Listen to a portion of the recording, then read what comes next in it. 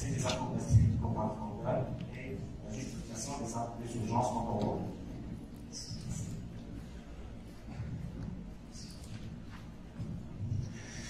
La prothèse comportementale, donc du genou, représente une alternative conservatrice à la prothèse de main. De très bons résultats en termes de soulagement de la douleur, restauration de la fonction de la mobilité ont été décrites dans la littérature, avec une survie à 15 ans tout à fait comparable à celle aux séries, donc des prothèses de main. On parle de solutions conservatrices car le principe est de réséquer le monoscosie, de préserver l'enveloppe ligamentaire, le pivot central, ainsi de conserver un genou dont le fonctionnement est le plus proche possible d'un genou non protésé. Malgré son émergence il y a plus de 50 ans, le traitement, donc la prothèse unicompartimentale reste un sujet controversé. Ses premiers rapports sur la survie ont démontré un succès mitigé, ce qui a poussé beaucoup de chirurgiens à abandonner cette procédure et proposer la prothèse totale comme meilleure option thérapeutique pour tous les patients. Les partisans de la procédure sont restés fermes et ils ont contribué à l'amélioration de la conception prothétique et le raffinement des techniques chirurgicales. Donc on a adhérant à des critères de sélection plus stricts. De nombreux centres orthopédiques ont connu une résurgence récente de l'arthroplastie compartimentale, soutenue par l'amélioration de sa survie. Donc l'arthroplastie compartimentale a une histoire riche qui remonte aux premières interventions chirurgicales pour le traitement de la gonarthrose. Donc il faut savoir qu'au XIXe siècle, l'arthrodèse était la principale modalité du traitement de la gonarthrose. Les premières prothèses unicompartimentales étaient des implants métalliques simples pour évoluer après avec des techniques plus raffinées et moins invasives. Le regain d'intérêt au fil des temps en raison de ces avantages, à savoir la récupération rapide, préservation de la fonction articulaire et une meilleure satisfaction des patients. Les avancées technologiques et les études cliniques ont contribué aussi à l'amélioration de ces résultats avec une meilleure compréhension de son efficacité.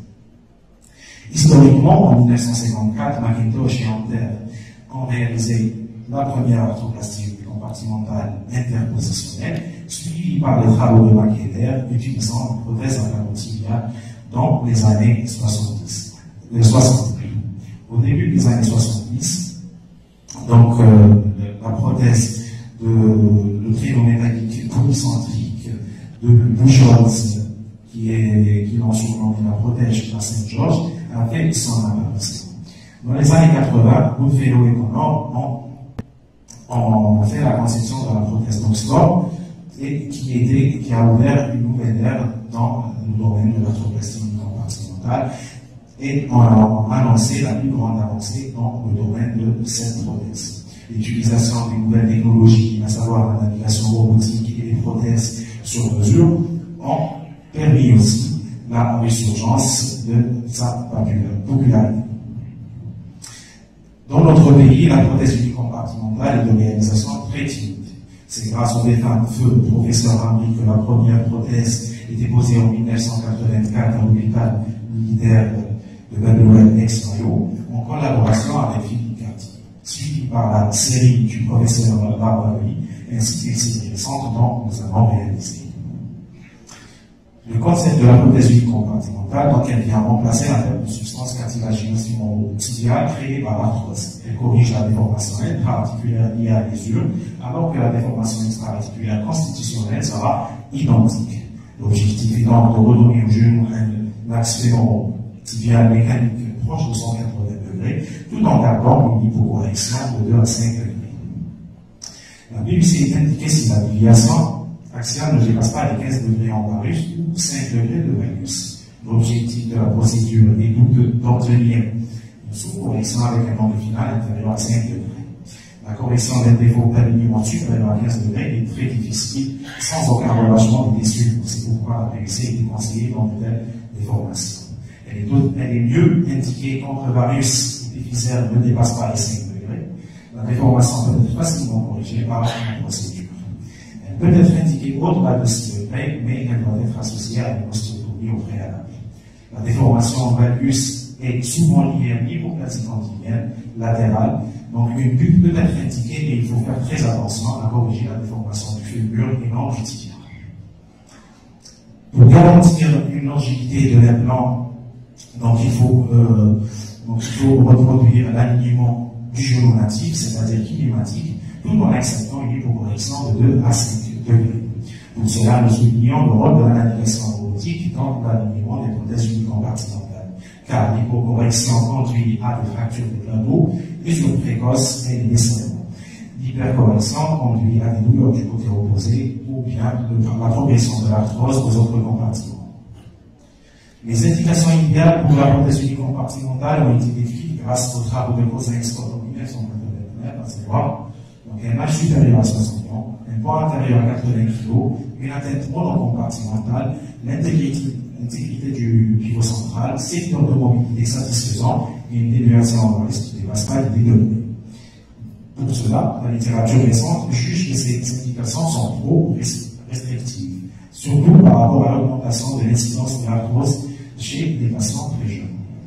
Ces contre-indications sont donc un BMI supérieur à 30, une arthrose évoluée supérieure au stade 3 d'Albach, une infection articulaire évolutive, les maladies inflammatoires ou la chondrocalcinose, les lésions du pivot central, les laxités frontales, le varus supérieur à 15 degrés ou bien les cas vicieux du plateau tibial, ainsi que les ostéoporoses, surtout chez les sujets obèses. Néanmoins, donc, ces contre-indications ne sont pas absolues, car Conti a réalisé une étude prospective sur 1000 prothèses unicompartimentales, dont 68% étaient réalisées chez des patients qui avaient au moins une contre-indication potentielle. Les résultats cliniques de ces patients, donc, qui présentent des contre-indications, étaient similaires aux 200 contre-indications avec une survie à 10 ans de 97%. Donc, cette intervention a pour principale caractéristique s'avère la récidive. En contrepartie, elle comporte un risque d'échec et le plus souvent rapide. Donc, son succès de la prothèse unicompartimentale dépend de l'indication opératoire et la technique qui doit être minutieuse. Ces indications sont aujourd'hui bien codifiées par les travaux des auteurs. La technique opératoire est un élément clé, car la prothèse unicompartimentale semble moins tolérer les imperfections que la prothèse totale. Pour la voie d'abord, il a été recommandé depuis 1987 les voies invasives. Donc, le concept de la prothèse unicompartimentale est particulièrement adapté à cette ambition. La voie d'abord longe le bord interne du système extenseur sur environ 8 à 10 cm.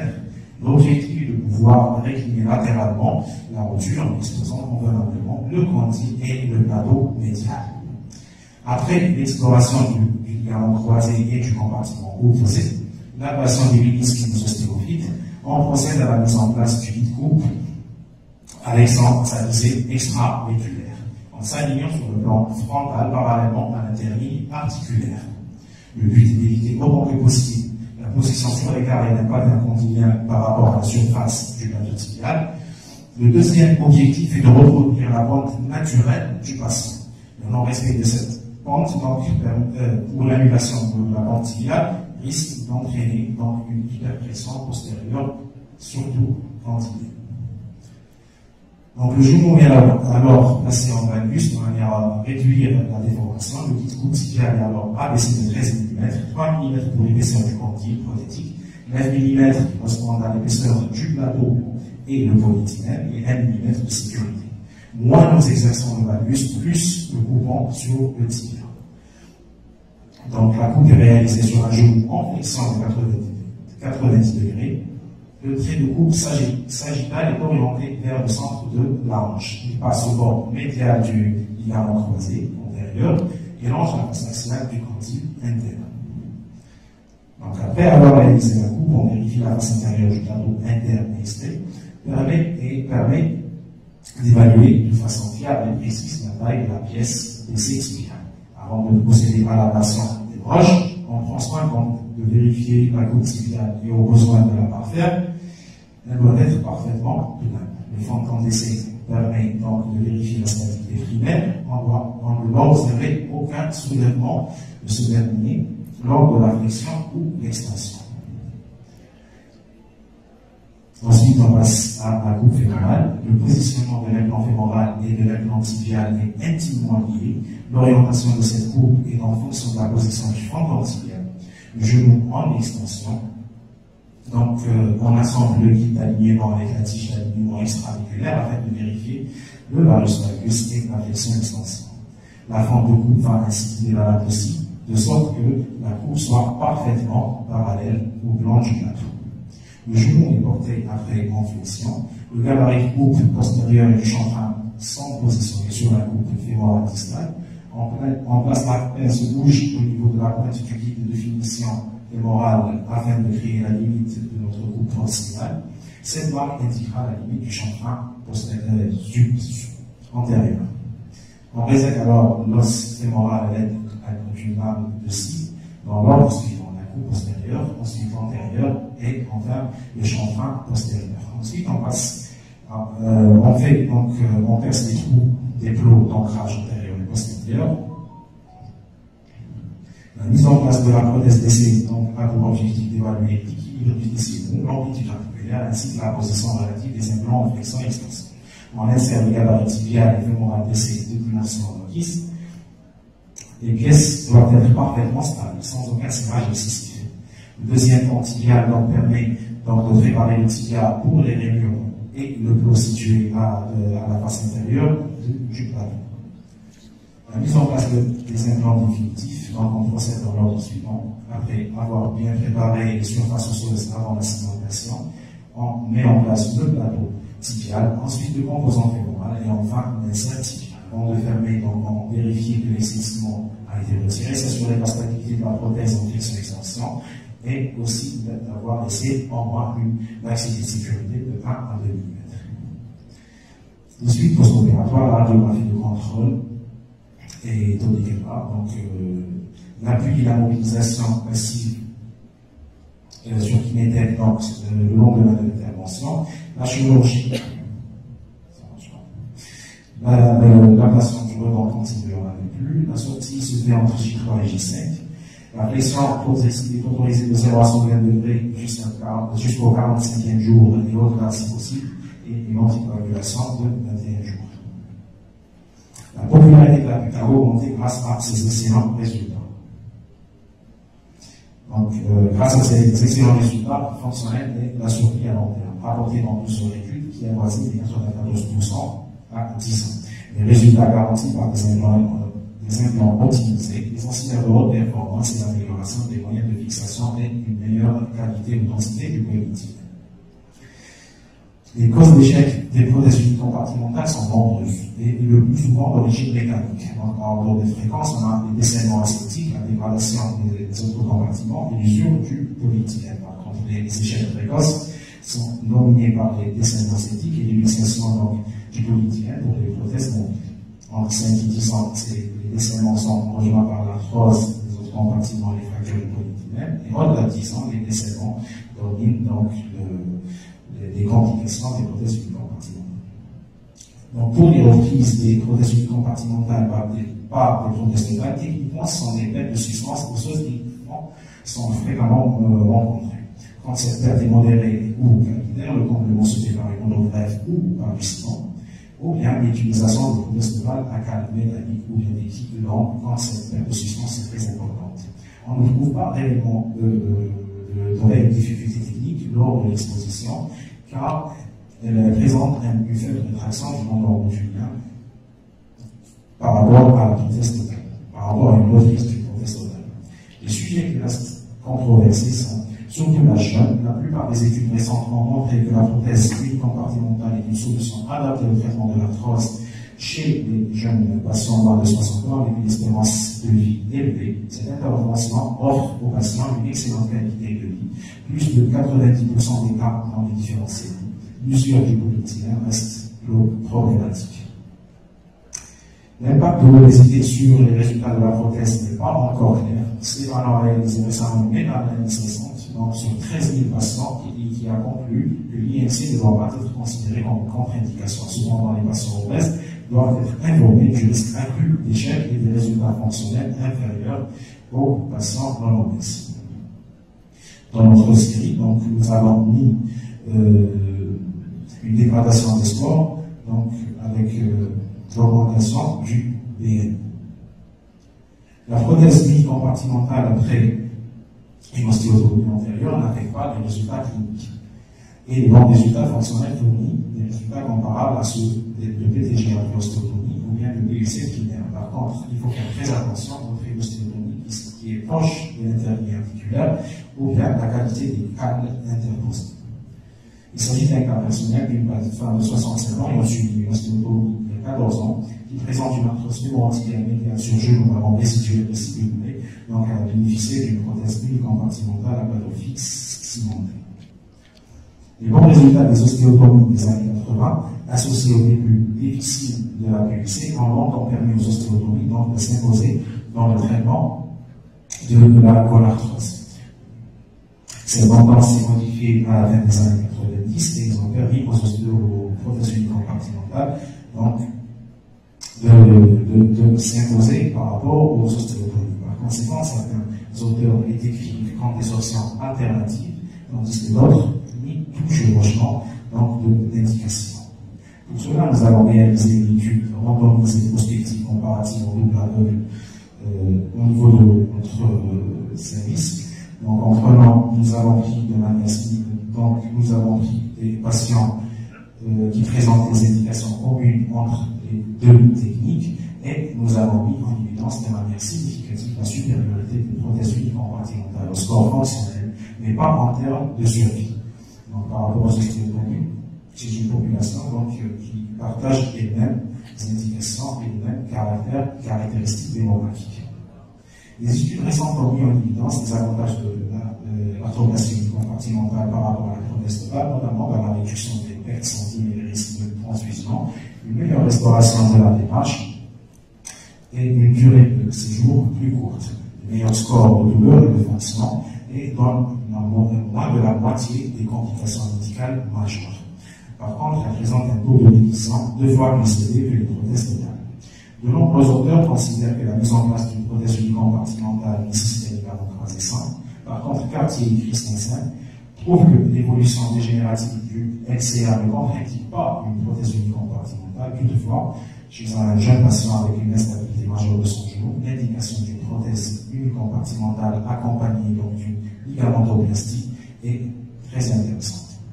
Tous les auteurs s'accordent sur le fait que la thème symptomatique de la fémoro-patellaire, parfois associée à une arthrose radiolisique, est un facteur limitatif de l'indication de la prothèse unicompartimentale. Néanmoins, double échange, une fémoro-patellaire radiologiquement modérée, sans symptomatologie clinique, peut être une bonne indication à la prothèse unicompartimentale. Pour la PUC bilatérale simultanée, elle peut être planifiée en toute sécurité, même avec un faible risque de complications majeures ou de transfusion. Ceci est un cas personnel aussi d'une prothèse unicompartimentale bilatérale simultanée chez une femme de 53 ans qui a présenté une arthrose fémoro-tibiale très douloureuse et handicapante ou une maladie inflammatoire chronique a été éliminée chez elle, dont les résultats fonctionnels post-opératoires étaient très très satisfaisants. Plusieurs auteurs suggèrent que l'ajout d'une PUC latérale pour la progression de l'arthrose après une PUC médiale est une bonne indication chez les patients sélectionnés de manière appropriée. La plupart des études ne montrent aucune différence significative entre les PUC à plateau mobile ou plateau fixe, surtout dans le score fonctionnel, qualité de vie, ni pour la survie des implants. On note juste les mauvais résultats des plateaux mobiles sur les compartiments latéraux. Le résultat donc, les implants modernes, sensiblement faisant d'excellents résultats, est une excellente survie, ce qui suggère que la fixation sensiblement a le potentiel d'améliorer la survie des prothèses unicompartimentales. Donc, les facteurs liés au chirurgien comprennent donc des compétences techniques et des compétences quantiques. Les compétences techniques jouent un rôle important dans la prothèse unicompartimentale, car il a été démontré que les chirurgiens à grand volume de postes obtiennent des bons résultats, et moins de complications. Un autre facteur, c'est la pose de l'indication. Donc, les technologies avancées et les prothèses unicompartimentales, la technologie robotique capitalise les vertus de la navigation par ordinateur car elle couple donc la cartographie de l'anatomie chirurgicale avec les techniques en préopératoire et fait référence à la planification préopératoire. Le système de bras robotisé donc Donc, fournit une assistance semi-active et des sensations auditives, tactiles et visuelles, et cela empêche la résolution excessive ou le repositionnement des implants. Par contre, elle présente un coût initial très élevé, l'augmentation du coût de l'intervention, nécessite un coût d'apprentissage, elle augmente le temps opératoire et diminue l'espace dans le système opératoire et nécessite encore un personnel supplémentaire. La navigation assistée par ordinateur fournit une assistance passive en opératoire en fournissant un retour d'informations en temps réel sur l'alignement des membres, Les prothèses compartimentales personnalisées script aussi sur mesure, donc visent à faciliter le positionnement opératoire de ces prothèses à l'aide des blocs de coups personnalisés générés donc à partir des modèles tridimensionnels ou tiers. Les études ont montré que ces prothèses personnalisées réduisent les erreurs de positionnement, en particulier chez le chirurgien. Par contre, elle nécessite une courbe d'apprentissage, surtout pour la planification préopératoire. Retarde l'intervention pendant la fabrication de ces guides personnalisés, nécessite un coût supplémentaire et en cas de contamination préopératoire du guide, l'équipe chirurgicale doit se préparer à une buque conventionnelle ou attendre la stérilisation du guide personnalisé. Donc, les progrès technologiques en arthroplastie compartimentale visent à optimiser la précision des variables préopératoires contrôlées manuellement, qui peuvent avoir un impact sur le résultat à long terme. Donc, cependant, on se demande si les avantages potentiels de ces technologies visent à améliorer réellement la survie à long terme et si les coûts relatifs sont réellement justifiés. Pour conclure, la prothèse compartimentale présente de résultats fonctionnels et permet une adaptation plus rapide. Par contre, elle nécessite une technique opératoire exigeante. L'identification de facteurs pronostics positifs et négatifs ne doit pas contre-indiquer la procédure pour telle ou telle population, mais plutôt permettre aux patients d'être informés que le risque de schéma de satisfaction est plus grand si les facteurs négatifs sont accumulés. Après des années d'évaluation et contradictoires, et à la lumière de ces termes des échecs constatés, il est possible de définir la place de l'arthroplastie compartimentale dans le traitement de la gonarthrose. Ceux qui ont l'expérience de cette prothèse savent bien qu'aucune prothèse ne peut donner un genou aussi normal qu'une prothèse compartimentale. Les indications restent limitées et le reste scrupuleux dépend de la bonne réputation et l'intérêt de cette arthroplastie. Comme le rappelle Cartier, après une prothèse compartimentale, vous verrez un genou oublié chez un patient enthousiaste. Je vous remercie.